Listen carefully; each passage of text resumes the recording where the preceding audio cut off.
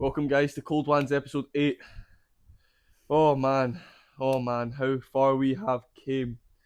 But tomorrow, if you want to catch me doing some sparring at the Sparathon for my Mai Tai, it'll be over on my fitness channel. Stay tuned for that shit. Outside of that, today we've got Liam Muir coming onto the show for us. You alright? So if you're new here, what Cold WANS is a 5-minute cold plunge where we just have a wee conversation, and then after that we go into almost like an interview sort of setting where we'll get a bit of information on Liam, and it's more or less just another chat. Make it more human than anything. But except from that, are you ready to go, Liam? Can't wait, mate. Well, Nice and cold, that's it. let's get to it.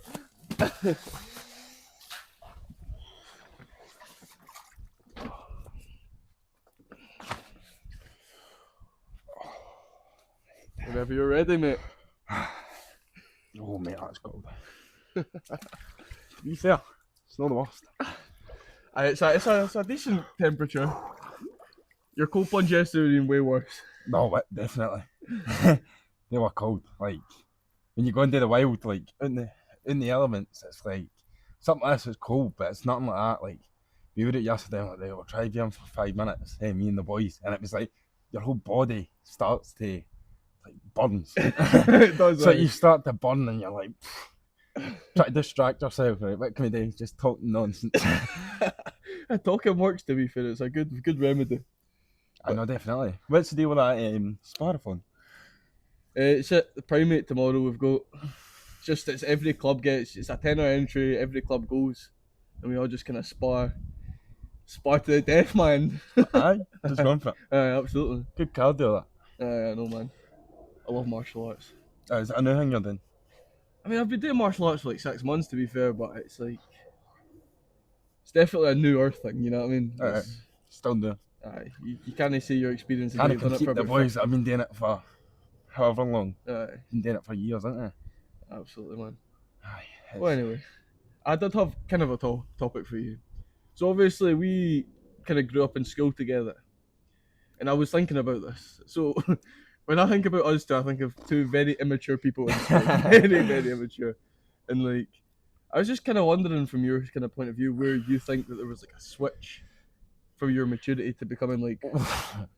I mean, I don't know what you're still like, but you're definitely a lot more mature than you were then. Like, I know, definitely. That's try to gather my thoughts. It's rattling out here. No, definitely. I think that's more of a recent thing. I'd probably say within the last 6 to 8 months. Yeah. Probably having the realisation, I think, that probably every young boy goes through it, like 18, 19, then you hit your 20s and you're like, wow, it's time to grow up. Like, like when I still have moments when I'm out and stuff with the boys, and I still like, you've still got a mindset and you think, oh, I'm only a young lad, I'm 18, and then maybe you're going to work on a Monday, or like something will click that night and you're like, fucking hell, I'm 20-year-old, like I need to, like, switch on a bit. And then you have events in your life where, I don't know, like some folk, everyone's different, like could be like for maybe being in debt, like something like a bad turning point in your life, you be in debt, or like relationships or whatever, and you have a turning point and it's like, right, what has to change? Something has to give. I'm sick of feeling, you're sick of feeling the way you feel, or like you're out and about where like your pals are like, I don't know what I got with him, he's just an immature wee laddie. Or like even girls, because sometimes I think everyone's aware that girls are more mature for their natural age, so someone else will be like, I don't know even want to talk to him, he's just a wee boy. And I felt like I had that, like, in school. I mean, you know me, well, like, I was a nightmare. Like, see if I go back and think about it, don't get me wrong, like, probably go out to me and you'd probably think, after a few hours, right, this guy, small doses.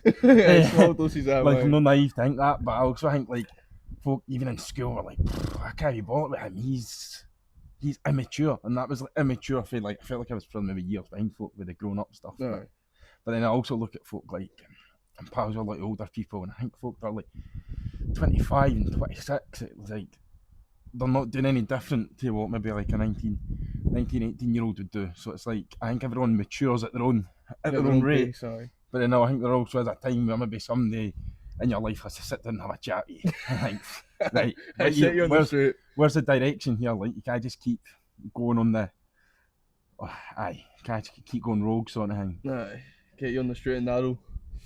That's so fair. That's exactly how I expected that answer to go. To be fair, but I just wanted to kind of get some insight because like I've not spoke to you like well I mean I've spoke to you but I've not like properly had a conversation with you since Oh, years, mate. probably high Years. school.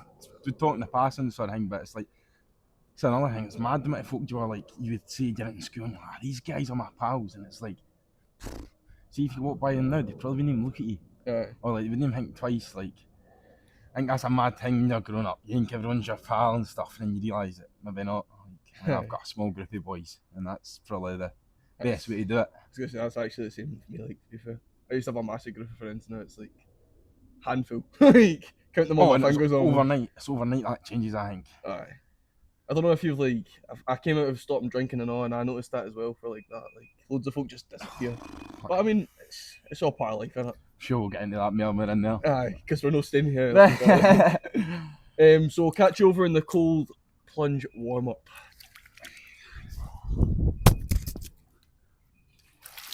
So guys, I've just started editing cold WANs, and I've realised that the audio wasn't picking up properly for the first whole maybe like 30 seconds of the post plunge, which is annoying, but I hope you can kind of forgive me for that. There's not much I can do now, and I can't really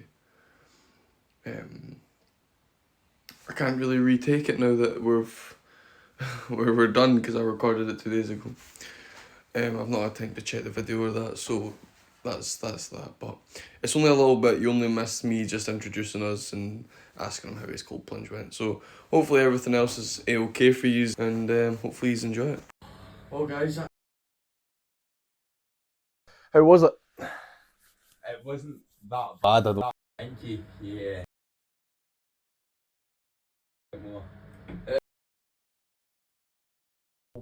It does always feel a little hard about doing it, and then once you get in it and you're fine, it's always fine. It's always quite exciting in something. I think it's always. You're pushing the boat out, man. Pushing the boat out. But yeah, it took it really well. Really good. Good cold plunge so far. So, how this every single post warm up starts would be give us a filling of your life. You can talk about important parts. You can just talk about yourself. It's just totally up to you, mate. And I'll have along the way that I want. If we get to that point where you just kind of so. If you've got things you want I don't know. I can go back. I've talked about in the club. Maybe through high school. When you're going through school, that the differences in people and the way folk are, like how much you've changed in maybe like 3 years time. It's like you're a completely different person. And there's in these situations, and you're like, oh, I could wish I could just go back and talk to them and be like, look, sorry for the way I acted. Because by no means when you're growing up, you came with some young lads are like you, no one's a bad person. It's the maybe sometimes the crowd or you get caught up in the wrong situations sort of thing. Which probably the older you get, the more you realise about these situations like are just different levels when you start going out and then you start getting involved in whatever drugs and drinking, and it's can very easily end up with a few issues. Yeah. Couldn't agree more, to be honest. Like, it's such a mad thing. Like, you grow up, you can be immature as you want. You think as soon as you leave school, like everyone kind of pushes the boat and goes like, once you leave school, you're gonna be having a big, huge, mature life where you have to do all these things. Like the adult life, like comes in. That's forced down your throat. Yeah. For a young age, like you're like. Well, as soon as you hit high school, then even when you're in like S1, S2, and all, everyone's talking about exams. So you need to switch on. You've got your exams in a couple of years, and you're like, you're just a young laddie, and all you care about is maybe football or like something like that. Something so simple, and it's like all this like you're forced to grow up sort of thing. And I think maybe that's why you get a lot of young kids these days acting up, because I think like you get that forced in your throat, and it's maybe not that you're fear to it, but you're so unsure of it, and you don't really know like what to do. You're not prepared for the situation. Nah, you never are, and you're like, even like teachers or like anybody, lecturers at college or some parents, it's like, they're like, you need to grow up. It's like it's time to grow up, and you're like, well, you're still young. It's like it's like folk are wishing your life away for you, and you're maybe not ready for that. We have to be eventually, you know what I mean? You get to that age, you have to be. Have you got like, so like, obviously you've changed in a lot of ways. So like, is there any like, when you think back, is there any like big significant kind of thing that not even changed you, but like kind of gave you, it was like a real kick in the arse? Like, any experience that you've had that you can like remember, you can kind of like think of the whole situation? Probably more than the last probably year than what I've had in my whole life. I mean, by no means I'll never ever be the guy to sit here and say, oh, I had a problem, like, because I'm just not. I always think there's folk in the world that are worse off than you, and you're just like, your wee things probably could. It's not that you're petty or like it's a small problem. Like to you, it's a big issue, but in the grand scale of things, I think there's a lot bigger things going out in the world. So I'd always say like there was go down a bad road, and like I think as a lot of young boys do these days, it's like you get into the drinking culture, and then that comes with the partying and the drug culture, and then that's it. You end up. I was living for the weekend really.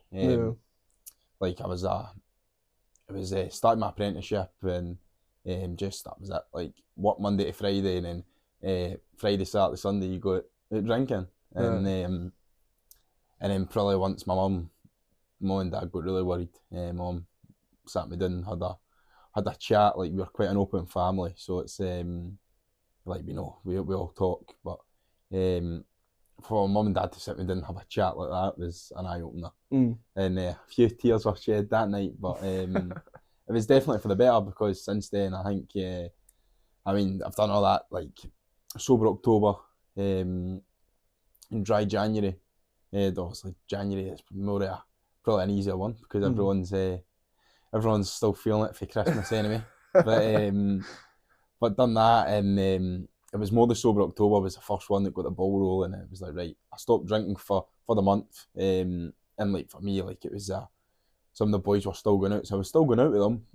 I was taking the car, and then I was just having a juice or like a water sort of thing. And it was hard because I'm a big football fan, and there was a big game on, the Edinburgh Derby it was, and the whole family were around for it, and they were all drinking. That was a hard day to not get involved in that. But once you'd done that for the month and I wasn't drinking and whatever, it was you felt better in yourself, and you were like, right. And it wasn't just that you felt better, like the upbeat step, it was everything became easier.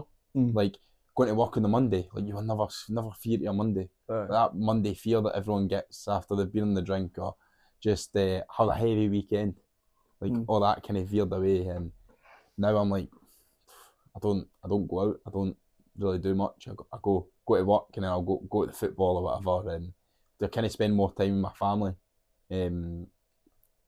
Which at a young age is I think some folks' perception of that's like you can get easily roasted for it. I think, which I think probably shows the maturity of other people more than like they're maybe just not there yet with that stuff. No, that's a good answer, to be fair, like all that shit.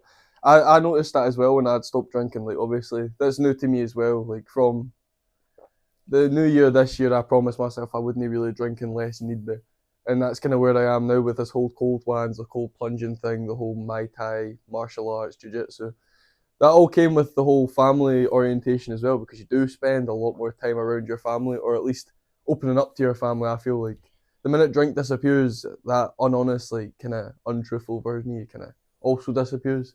It's weird. It's a weird change of like perception and stuff. Like you're no longer hiding everything. Like I used to, like I used to always sit on mum, because she knew, like she could always tell. Like my mum always knew my finances as well. Like it's just how open we were. And it was always like she was like, "Have you got money to be going out tonight?" Yeah, I've got like 50 quid there or whatever. And the reality is, I maybe had about a tenner in my name. Like it's just a wee white lies like that, and you would just like all that stuff kind of disappears. and it was like, you see when you the way you are, the effect you have on other people, and the effect, I feel like you probably noticed it yourself, the effect you have on other people now that maybe you don't drink or whatever, like your mum and dad and like people like that want you in the room sort of thing. As before they were like, it was in my house, it was like all hell broke loose when I walked in the door. I think my mum and dad were dreading it at times. So it's a bit mental.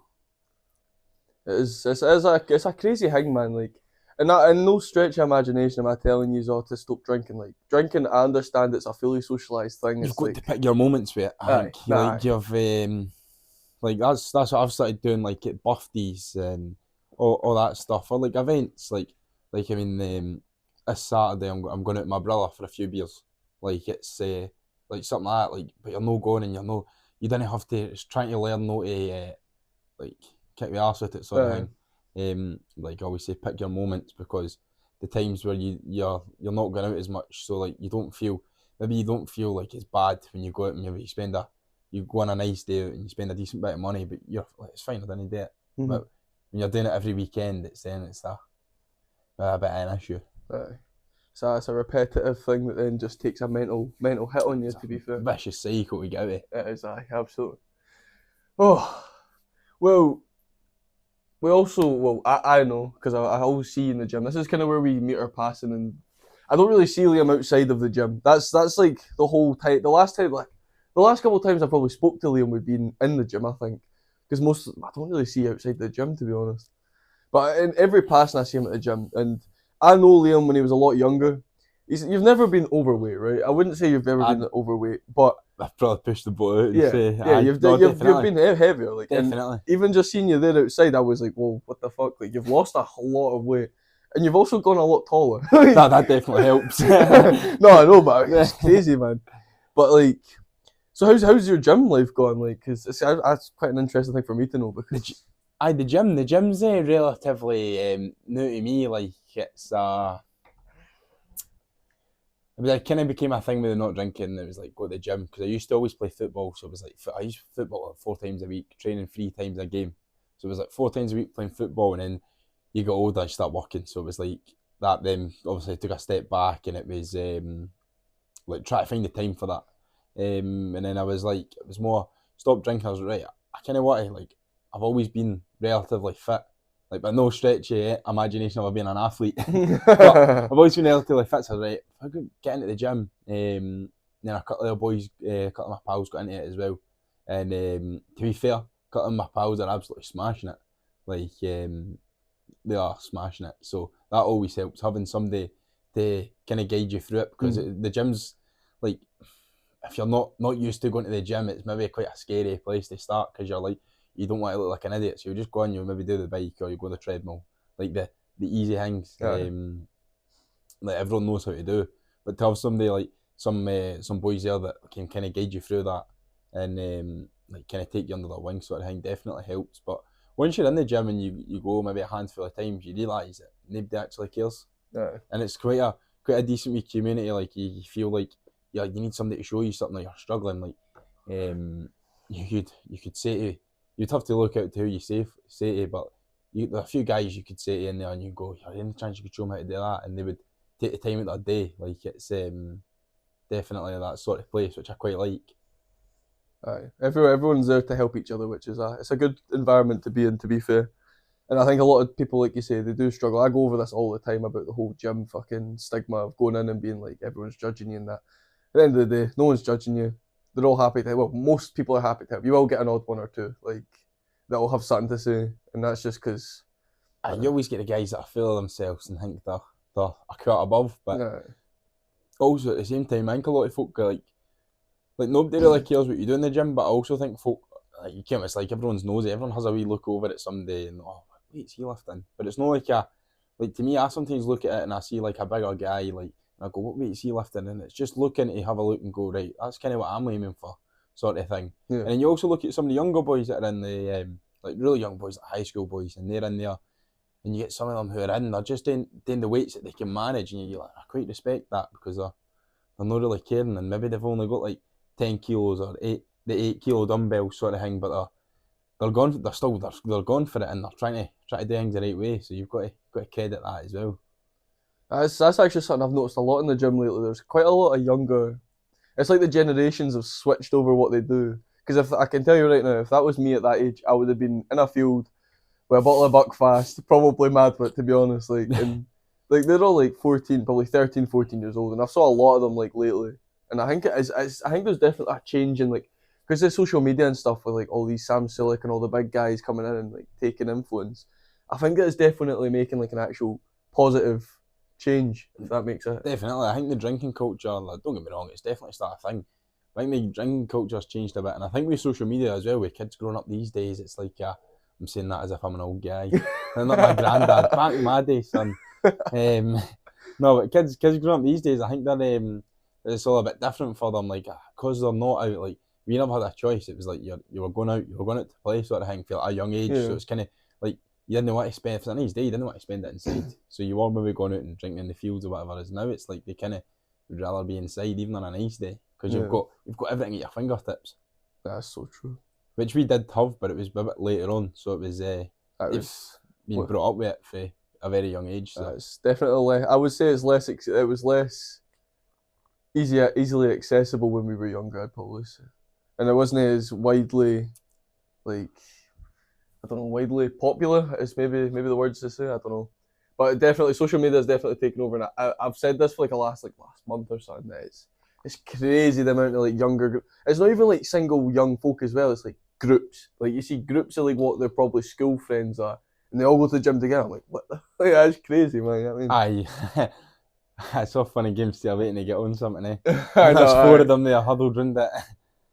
But no, definitely there's it's always a group of boys, young boys, and I think to be fair, that's probably what you need at that age. Like, I mean, I would never ever step foot in a gym myself at that age. no. It's definitely a daunting thing for them. But you're in as a group, and it's a good. I mean, I'm sure you would much rather do that as a young lad than be up to some of the things you were up to. So That's so fair, man. Well, why don't we move over to? So, again, I know because I know you from school. So, you used to play football, and within your football, you were a goalkeeper, yes? Yeah. Go on. This all changed because you went to work and stuff, and you didn't grow out of it as such, but you just didn't have time to kind of spend it in there. Definitely. Yeah. If I still had the time, I'd still be playing football. Absolutely. Like, I love it. Like, I go and play 5-a-sides like 2-3 times a week. Like, it's definitely still a big part. It takes up so much time, but so do you remember what we step right back to when you like started playing football? Do you know what kind of pushed you? Was it an obvious thing you were going to be a goalkeeper, or was it like did you get pushed towards that, or what? I just want to know this because this is an interesting thing for me to know. Because see, when you go into a football team, I never really understand how you learn your position, if that makes sense. so everyone's a bit different. Like, so I started playing at a relatively young age, and it was more like kind of got pushed in it. Like, mum and dad told me playing football, and I was like, I didn't enjoy it. And then kind of went to school, and then all the boys were playing it, and it was like you just kind of wanted to be like them sort of thing. Mm-hmm. So then started playing with Craig's Hill, and they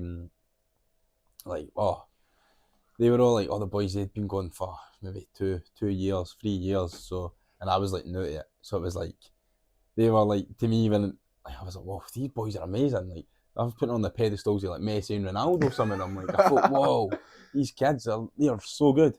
And then there was me, like I couldn't even control a ball, and so I was kind of wasn't great to start off with, but then it seemed to catch up. But it was I don't know, I just loved getting dirty. That's what it was. So we used to play on old grass pitches, and I loved getting dirty. And it was just kind of one day. One day I remember I took gloves to training, and I used to play like I was a defender, kind of that's where they had me playing. And I took my gloves to training, and we were just playing a game. And I'll go on goals. Brought my gloves out, and that was kind of it. It just kind of happened. It was, do you want to go? Do you want to play goals on Saturday? I was playing goals, and it just kind of stuck. Like, I guess nobody else was stupid enough to want to get hit in the face like that was. So, I think with other people, it's like when we were growing up, folk were changing positions, especially when you move into the 11-a-side games. folk are changing positions every week. Like one week someone's playing striker, next week it's like they're playing centre back. It's like you're just everyone's learning, so it's kind of just what's working in the moment. And then if you keep playing well, you were kind of sticking to that sort of position, and then you get a general area like some boys who just move along the midfield sort of thing. So that's kind of how that works. Oh, well, that's quite interesting. But I think we're going to move over to our next segment of WANS. Now, I've already been allowed to go into his Instagram and pick a photo, but we know what happened last week with this, so we're gonna keep with it until I decide that this isn't a good idea, because eventually I'm going to run into someone that doesn't have Instagram, and then it's just going to be a whole mess. Still not got a name for it either, but we will come back to that once I think of one. So if you can't remember how this segment works, I basically just go onto the person's Instagram and pick whatever photo I want to know information about. I don't know how well it's going to go, but we're just going to keep trying with it because we need more segments in WANS. So we've got this first post, or the last post, on his Instagram account. And by the looks of it, he's away somewhere in Scotland, so this is a perfect one for me because I love doing tourist stuff. So, what does this post kind of mean to you? Like, so that was like January. When's that? The 6th of January. So that was just after New Year's. Me and the boys. Well, I had said for a long time that I wanted to start going like hill walks and stuff like that. I was kind of maybe saying it for summertime, maybe the year before that as well. Saying I want to do this, and it's one of them that just never kind of happened. And then I think after New Year, I think me and my group of friends, we all kind of felt the same way as it's time to rein it in a bit. We've kind of had our fun, and maybe we were all feeling a bit mentally drained or whatever for the festive period. So I thought, right, we'll go up to Glencoe. And we went up, and we actually originally planned to do, is it Death Valley? I'm sure it was. It's like a decent wee hike. They end up in the middle of this valley, but we ended up in the valley over from it. Because you get up there and you don't have any signal. So we ended up in the wrong place. But it was nice. It was like something a bit different. I mean, we were all kind of buzzing. We left the house at like 5 in the morning or something, 4 in the morning sort of thing. So it was like we were all just kind of buzzing to go, and it was like beautiful. Like you never don't realise how beautiful your own country is until you maybe explore away for the cities sort of thing. And it was brilliant. We keep saying we're going to do some more. So I think Ben Ann's the next one we're talking about doing. Oh, Ben Ann's a good one. It's nice, and it's quite a simple climb, but it's a mouth or a mind opening one when you get to the top. It's like an hour trek up, and you feel like you're not gonna be that high, and then once you get to the top, you're like, fucking hell, I've climbed like high. You get that sense of accomplishment. That's the great thing about hill walking. I'm very much to do with my hill walking as well. I love hill walking, and it's the accomplishment you get once you get up there, and then you realise how worth it was when you see like the actual views. You know what I mean? No, definitely. I'm also planning something. Well, I'm trying to plan something for August time to go climb Ben Nevis. Aye. For charity. So if you're up for it and you want to get a bit of training in, definitely feel welcome. Definitely something I'd be up for. That would be ideal then, because I've been looking for folk today. I've not really publicised it yet, but I want to do it for some charity because I need some charity work in my repertoire. So you said to me as well that when you went up here, you went to the Water of the Three Ways. Is that what it's called? The Meeting of the Three Waters. It's like these 3 bits of water. I can't remember what bits of water they are. But then it meets in, it kind of goes into this waterfall, and we all thought, well, that was my first ever cold plunge. So we all thought on the 6th of January, minus temperature, snow on the ground. Me and our boys thought, you know what, a great idea to get in here. And so we just jumped in, and it was freezing. Like honestly, never felt water like it in my life. Like outside there was a breeze compared to that. That was cold, and it was quite funny because it was these American tourists there, and so they got videos for us. Even they were just like, "Yous are crazy. You're Scottish. Yous are mental." Oh man. I wonder if they would ever do a cold plunge if you forced them to. Oh, well, that was actually a good little insight to that post. It'll all be on the screen for you guys to see while we've kind of been looking through it. But yeah, I feel like we've probably got to the end of this Cold WANS episode. It's a crazy thing. You need to let me know if he's like this Instagram thing as well, because it's like it's up in the air whether I keep doing it or not, because it does add extra to the actual Cold WANS, but it's whether you think it's any good or that, you know what I mean? But except from that, Liam, I've got a question to ask you that I have to ask at every Cold WANS episode. Go for it. And that question is, if you had something that you could say to every single person out there that's watching this, what would it be?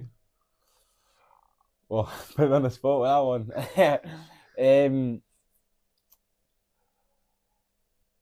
I think you've got to.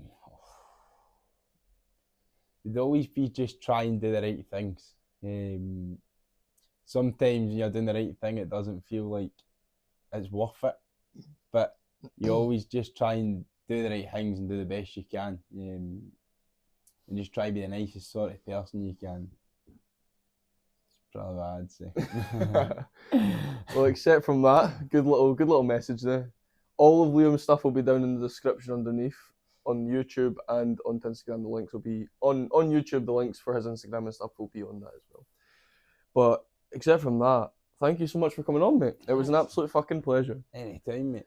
Anytime. We're also, I think, eventually in like the close future, I will be doing on my Tourist Tuesdays. I don't know if you saw them. Oh, bye. On Tourist Tuesday, I'm going to start getting a big group of boys together, and we're going to go and do some more stuff as a group. Kind of just to, I don't know, show a bit more normalisation of guys just being guys, you know what I mean? I mean, I know it sounds fucking sexist as shit because I'm not doing it my lassies day, but the thing is, for me, I don't think it's normalised for men just to go do things as a group of guys anymore without being drinking, you know what I mean? So I'm thinking, just have it as an open fucking platform where folk can come and do stuff. It's just cold plunges on a Tuesday.